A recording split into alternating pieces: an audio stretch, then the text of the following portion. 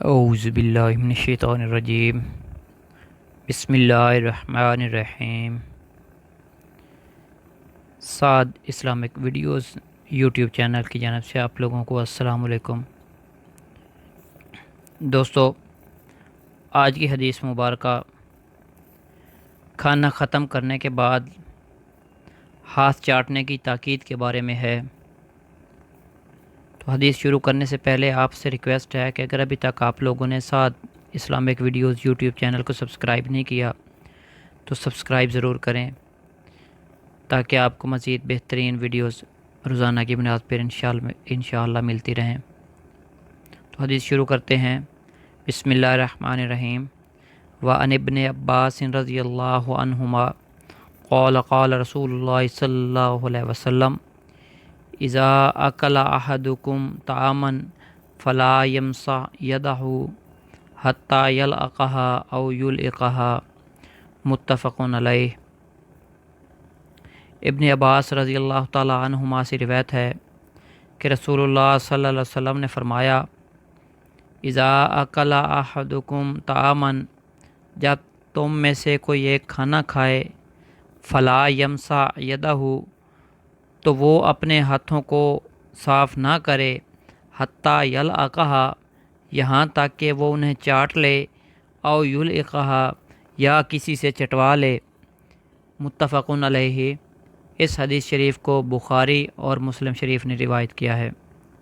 دوستو، اس حدیث کا مطلب ہے، ابن عباس رضی اللہ تعالیٰ عنہ فرماتے ہیں کہ رسول اللہ صلی اللہ علیہ وسلم نے فرمایا کہ جب کبھی تم میں سے کوئی شخص کھانا کھائے اور کھانا ختم کرنے کے بعد وہ اپنے ہاتھ صاف نہ کرے، یہاں تک کہ وہ اپنے ہاتھوں کو یا تو خود چاٹ لے یا کسی دوسرے سے چٹوا لے، کسی بچے سے یا اپنے اور کسی عزیز سے وہ ان ہاتھوں کو چٹوا لے۔ اس کی وجہ یہ ہے، ہاتھ چاٹنے کی جو وجہ ہے وہ رسول اللہ صلی اللہ علیہ وسلم نے خود بیان فرمائی ہے۔ بسم اللہ الرحمن الرحیم۔ فَإِنَّهُ لَا يَدْرِي فِي أَيِّ طَعَامِهِ تَكُونُ الْبَرَكَةُ۔ مسلم شریف کی روایت، مسلم بن جابر رضی اللہ تعالیٰ عنہ فرماتے ہیں، مسلم ان جابر فرماتے ہیں کہ رسول اللہ صلی اللہ علیہ وسلم نے فرمایا، فَإِنَّهُ لَا يَدْرِي، بے شک وہ نہیں جانتا، فی ای طعامہ، کہ اس کے کھانے کے کون سے حصے میں، تکون البرکۃ، اس کی کون سی برکت ہے۔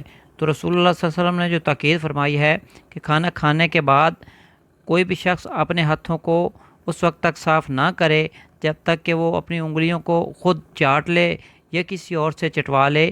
اس کی وجہ یہ ہے کہ نبی صلی اللہ علیہ وسلم نے فرمایا کہ کسی بھی شخص کو یہ نہیں پتہ کہ اس کے کھانے میں سے کون سا برکت والا حصہ تھا۔ ہو سکتا ہے کہ اس کے کھانے میں سے جو برکت والا حصہ تھا وہ ابھی تک اس کی کسی انگلی پہ لگا ہوا ہو، تو اس وجہ سے نبی صلی اللہ علیہ وسلم نے فرمایا کہ اپنی انگلیوں پہ لگے ہوئے کھانے کو چاٹ لو۔ اس کے ساتھ ایک اور جگہ پہ بھی نبی صلی اللہ علیہ وسلم نے فرمایا کہ رسول صلی اللہ علیہ وسلم نے پیالہ صاف کرنے کا حکم دیا ہے، اور یہ بھی فرمایا ہے کہ اگر لقمہ گر پڑے تو اٹھا کر صاف کر کے کھا لے، شیطان کے لیے ہرگز نہ چھوڑے۔ برکت کا مطلب یہ بھی ہے کہ وہ آسانی سے ہضم ہو جائے، پوری طرح جزو بدن بن جائے، کسی بیماری کا باعث نہ بنے، اللہ کی اطاعت میں مددگار بنے۔ واللہ عالم۔ برکت میں یہ بھی شامل ہے کہ اس سے بھوک کا احساس مٹ جائے، کیونکہ بعض اوقات بندہ بہت سا کھانا کھاتا ہے، اس کا پیٹ بھر جاتا ہے، مگر بھوک نہیں مٹتی، حرص ختم نہیں ہوتی، بلکہ کھاتا ہی چلا جاتا ہے، اور آخرکار وہ کھانا اس کے لیے بوجھ اور بیماری کا باعث بن جاتا ہے، اور بعض اوقات چند لقموں کے بعد ہی طبیعت سیر ہو جاتی ہے اور اسے بہترین فرحت کا احساس ہوتا ہے۔ یہ اس برکت کا اثر ہوتا ہے جو کھانے کے کسی لقمے کے ضمن میں سے حاصل ہو گئی ہے۔ اس حدیث سے یہ بھی معلوم ہوا کہ کھانا کھانے کے بعد ہاتھ دھونا ضروری نہیں ہے، صرف پونچھ لینا ہی کافی ہے، صاف کر لینا ہی کافی ہے۔ اپنا ہاتھ خود چاٹ لے یا کسی کو چٹا دے، یعنی اس کا جو ہاتھ چاٹنے سے کراہت محسوس نہ کرتا ہو، مثلاً اس کی بیوی، اس کا بچہ یا بھائی وغیرہ۔ تو اس کے علاوہ نبی صلی اللہ علیہ وسلم نے فرمایا ہے کہ جو نیچے کھانا گرا ہوا ہو اس کو بھی اٹھا کے کھا لینا چاہیے۔ ہو سکتا ہے کہ اس میں جو آپ کے کھانے کا لقمہ گر گیا ہے، ہو سکتا ہے اس میں آپ کے لیے برکت تھی، آپ کے کھانے کا وہ برکت والا حصہ تھا جو گر گیا، تو اسے آپ شیطان کے لیے نہ چھوڑیں۔